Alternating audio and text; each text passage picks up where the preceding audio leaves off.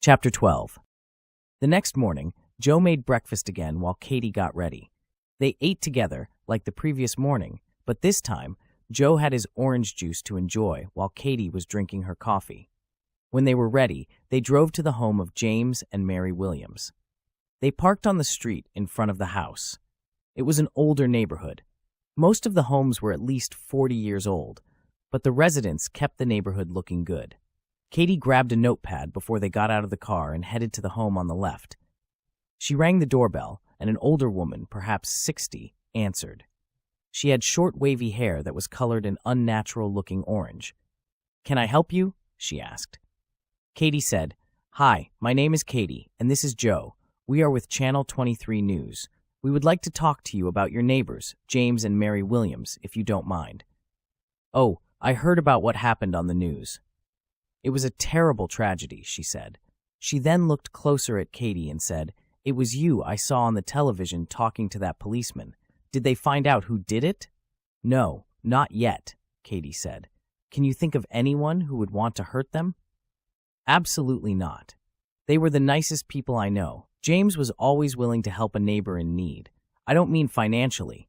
I mean, if someone needed help mending a fence or working on an engine, he was there. He helped bring my groceries into the house when I sprained my ankle. Little things like that, but thoughtful." "What about Mary?" Katie asked. "Mary was the outgoing one," she said. "At Christmas time, she baked and gave everyone on the block a tin of cookies. She also volunteered at the animal shelter several days a week." "Do you know what they did for a living?" Joe asked. "Before they retired, Mary was a school teacher, and Jim was a real estate broker. He dealt with commercial properties, I believe. I suppose that's why they invested in apartment buildings." "Speaking of that," Joe said, "do you think there may have been a disgruntled tenant?" "It's possible," she said. "They have had bad tenants in the past, but Mary never mentioned any recent problems, at least not to me." "They owned a home in Illinois," Katie said. "Do you know anything about that?" "Oh, yes. That's a bit of a sad story. They only had one child, a boy. I believe his name is David. Anyway, he was always a problem for them. He worked as an auto mechanic when he lived with them. He would blow his money on booze and gambling, and I don't know what else. His parents seemed to be endlessly bailing him out of one kind of financial crisis or another. Finally, they bought a house far enough away so he wouldn't be a problem for them. They told him he could live there for free, but would no longer help him with anything else." "That's a shame," Joe said. "I can't imagine what it's like to be burdened by your own family." "Then you are one of the lucky ones," she said. "It happens all the time." "Do you think he might have been involved in their murder?" Katie asked. "I doubt it," she said. "I saw him as irresponsible, but not crazy enough to kill his parents. Besides, he never comes up here to visit them. Of course, you never know with people these days." "Thank you so much for your time," Katie said. "Could we get your name and number in case we have any other questions?" The woman gave Katie her information, and Katie gave her a business card and asked her to call if she could think of anything else that might be relevant.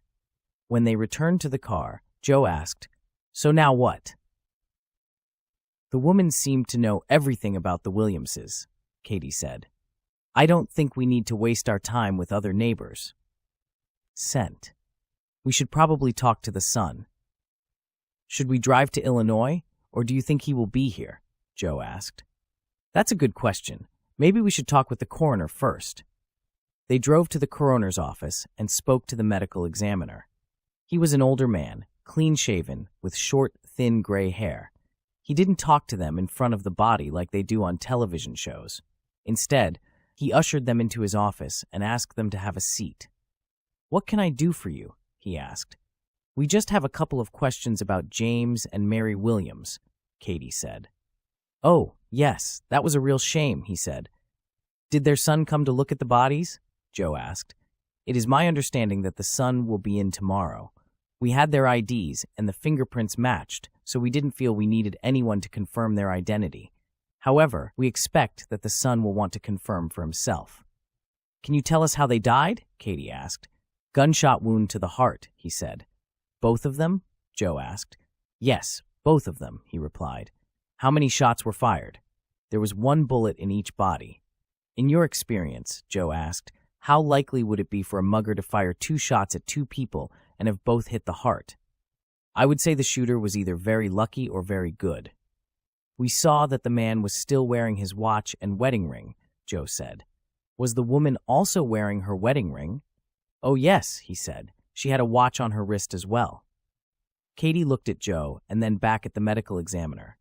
Thank you so much for your time, she said. When they returned to the car, Joe asked, do you think the police are investigating this as more than a mugging? If anyone on the force has half a brain, they are, she said. Maybe we should talk to Lieutenant Garcia again to see if the police have learned something we haven't. Let's wait, Katie said. I want to talk to the son, which will take the rest of the day. Also, an extra day or 2 will give the police time to learn more. Okay, Joe said. I'm up for a ride. Before they left, Katie used her phone to send an email to her boss. She told him what they learned and that they were heading south to talk to the son. Once they reached the highway, Katie mentioned she was hungry and wanted to stop at a fast food restaurant for a quick bite. Joe wasn't crazy about fast food, but he was getting hungry too and knew they didn't have much time to waste. They arrived at their destination about an hour and a half after leaving Milwaukee. The home was in a town called Antioch, not far from the border. It was in the old part of town, near the downtown area. They pulled into the driveway of an older 2-story home with a detached garage in the back. Joe recognized the style and guessed it was built in the 50s or early 60s. Even though it was old, it was in decent shape. It was not at all what Joe expected. Based on the stories he heard, he figured the son was a deadbeat who wouldn't take care of his property. They got out of the car, and Katie knocked on the door. There was no answer. She knocked again, and they waited. They heard a voice say, "He's not home." There was a woman next door taking groceries out of her car. She had 2 paper grocery bags in her hands and called out to them, "He's at work." Katie and Joe stepped off the porch and walked next door. Joe offered to take one of the bags, and she let him. They followed her into the house, and Joe set the bag on the counter. "Thank you," she said. "My name's Beth. I assume you 2 are looking for David." "That's right," Katie said. "My name is Katie, and this is Joe. We are with Channel 23 News in Milwaukee." "Oh my," Beth said. "What did David do to get so much attention from Milwaukee? We are actually doing a story on his parents' murder." "What? Oh my God. I didn't know. Of course, we only talk occasionally. He's pretty busy. That's a real shame." "What does he do for work?" Joe asked. "He's a mechanic over at Marty's Garage." "Marty's Garage? Where's that?" Joe asked. "Well, if you turn right on Main Street and then left on 173, it will be a mile, maybe a mile and a half on the right." "Thanks so much," Katie said. "One more question. What do you think of David?" "He's a decent guy. He's friendly when you see him, but he doesn't go out seeking attention, if you know what I mean." "Oh yes, I know exactly what you mean," Katie said, giving Joe a nudge on his side. "Thanks again for your help." When they returned to the car, Joe asked, "Are you insinuating I'm antisocial?" "In case you didn't notice, you live alone in a cabin in the woods. I like my privacy. I told you that. That doesn't make me antisocial." "If you say so." "I say so." "Well, I guess that settles that," Katie said. "Keep an eye out for Marty's Garage. I don't want to miss it." They pulled into the parking lot of Marty's Garage 2 minutes later. They went inside, but nobody was there. There was a mechanic in the nearest bay working on a Jeep. He was average height, a little pudgy, with a full head of graying hair. He wiped his hands on a rag and came inside the office. "Good afternoon," he said. "Can I help you?" "Are you David Williams?" Katie asked. "Yes. What is this about?" "I'm Katie, and this is Joe. We are with Channel 23 News in Milwaukee. I first want to say that we are very sorry about your parents." "Thank you," he said. "But why are you here? You should be talking to the police." "I don't know anything."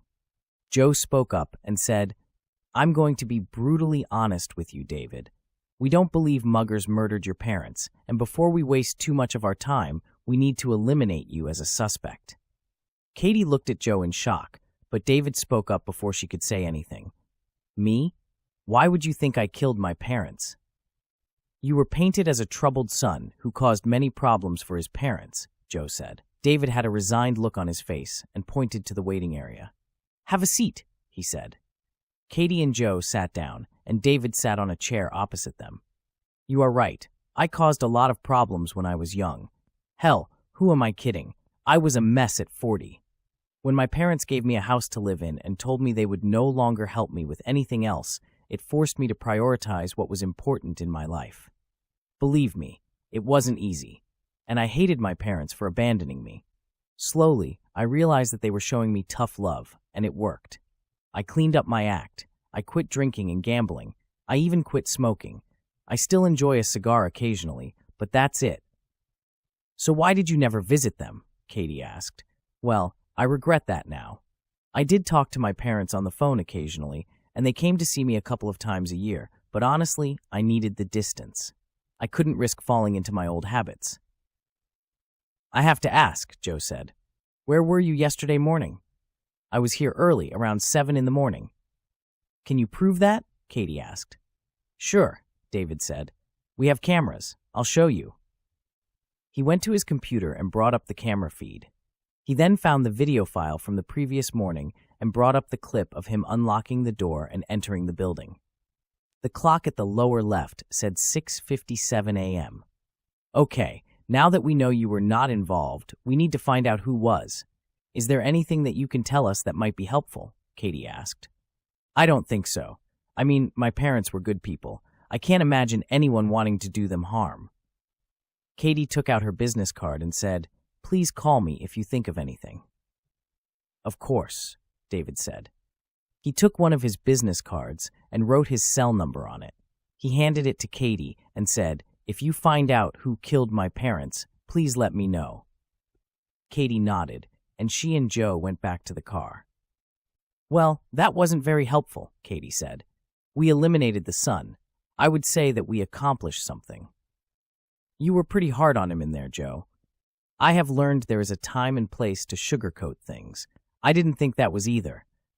"Well, you got him to open up, so I guess there is a method to your madness." They got back on the road, and Katie realized she was low on gas. So she pulled into a gas station just before the highway. Joe pumped the gas, and they both went inside to use the washroom. On the way out, Joe noticed they sold boiled peanuts and asked Katie, "Do you like boiled peanuts?" "I don't know. I never tried them." "You never tried boiled peanuts? You must have lived a sheltered life. I'm going to get you a treat." He paid the cashier, who scooped the peanuts into a cup and then wrapped a plastic bag around them. Once they were on the highway, Joe opened the bag and handed a peanut to Katie. "Here, try one." Katie put it in her mouth and bit down.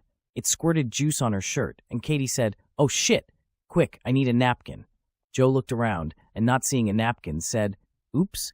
Oops? What do you mean, oops?" I forgot to get napkins," he said, laughing. "Don't laugh. This is not funny. I can't go anywhere with juice on my shirt." Joe closed the peanut bag and took off his jacket. He then removed his shirt and patted the front of Katie's blouse. He made sure he touched areas that were not even wet, just in case. Their eyes locked, and they started kissing passionately. Katie felt the vibration of her tires leaving the road and quickly corrected the vehicle. "We can't do that while I'm driving," Katie said. "I guess we'll have to wait until we return to your place." "No, you are taking me out on a nice date tonight. You haven't taken me anywhere since we met, and no, the restaurant at the resort doesn't count. I would love to take you out for dinner, Katie, but you have the car, so technically you would be taking me out." "Don't get technical with me, old man. I'll drive. You pay." "Okay, deal." When they returned to Katie's apartment, she removed her shirt and looked through her closet for something to wear. "I don't suppose you brought any dressy clothes with you?" she asked Joe. "Sorry, I've grown so accustomed to dressing casually that the thought didn't occur to me." "Okay, casual it is." She found a white low-cut sweater and put it on. Joe put his hands on her arms, looked at her up and down and said, "Wow, all the men at the restaurant will be envious of me tonight." Katie put her hands on his face and said, "If you think that kind of talk will get you laid tonight, you might be right." Katie leaned in and kissed Joe. He kissed her back, and it soon became uncontrollable. Joe reached down and started to pull her sweater up. She helped him until it was almost over her head, but then backed away, pulled her sweater down, and said, "Whoa, cowboy, save that for after dinner. I'm going to let you in on a little secret." She leaned forward and whispered in his ear, "You don't need to get me drunk." "There goes my game plan," Joe said, smiling. Katie patted his cheek and said, "You don't need a game plan when the game is rigged." "So, where would you like to go tonight?" Joe asked. "You mean you're not going to surprise me on our first real date?" "Very funny. Considering I don't know the city and you will be the one driving, surprising you will be hard to do." "Okay, I guess I will be the one surprising you." They got in Katie's car and drove to an Italian restaurant about 5 minutes away. The place was near downtown, and since it was still a bit early, they were able to get a table immediately. They were seated near the window where they could watch pedestrians walk by. The restaurant was about half full. Most of the patrons dressed casually, but the servers wore white, long-sleeve shirts with vests and bow ties. A young man came to their table, set menus in front of them, and said, "Welcome. My name is Antonio. I will be your server this evening. Can I get you something to drink?" "I'm sorry, Joe," Katie said jokingly, "but you can't get orange juice here." The waiter said, "Oh, but you can. It's under the kids' menu on the back, but anyone can order it." Katie flipped the menu over to the back and looked at the kids' menu. "I don't believe it," she said. "We'll have 2 glasses of orange juice," Joe said. "He's joking," Katie said to the waiter. She looked at Joe and said, "We did not come to a nice Italian restaurant to drink orange juice." Joe laughed and said, "I'll have a glass of Pinot Grigio." "I'll have the same," Katie said. Joe whispered to the waiter loud enough for Katie to hear, "Better make it a bottle. I'm hoping to get lucky tonight." When the waiter left, Katie slapped Joe on the arm, laughed, shook her head, and said, "You are so bad." Joe laughed, saying, "Maybe next time you will think twice before making fun of a man's orange juice." Katie put her hand on Joe's hand and said, "I really enjoy being with you, Joe. These last few days have been wonderful. Of course, I'm not counting that first night when I thought I would be responsible for killing you." Joe smiled and said, "I have had an equally wonderful time with you, Katie, and I'm also not counting that first night." Just then, the waiter showed up with a bottle of wine. He turned over the wine glasses on the table and poured a little wine into each. He then set the bottle on the table and asked, "Have you folks had a chance to look over the menu?" Joe said, "I'm sorry. We were too busy flirting. Can you give us a couple of minutes?" "Of course," he said before walking away. Katie playfully slapped Joe's arm again and said, "I can't take you anywhere." Joe picked up his wine glass and said, "To happy endings." "To happy endings," Katie said, and they clicked their glasses together and took a sip of the wine. She put her glass down and asked, "Is this a happy ending?" "What do you mean?" "I mean, you're going back home this weekend. What does that mean for us?" Joe took both of her hands in his, looked her in the eyes, and said, "Fate brought us this far. I like to believe fate will take us the rest of the way." She looked at him momentarily and then said, "Are you always this optimistic?"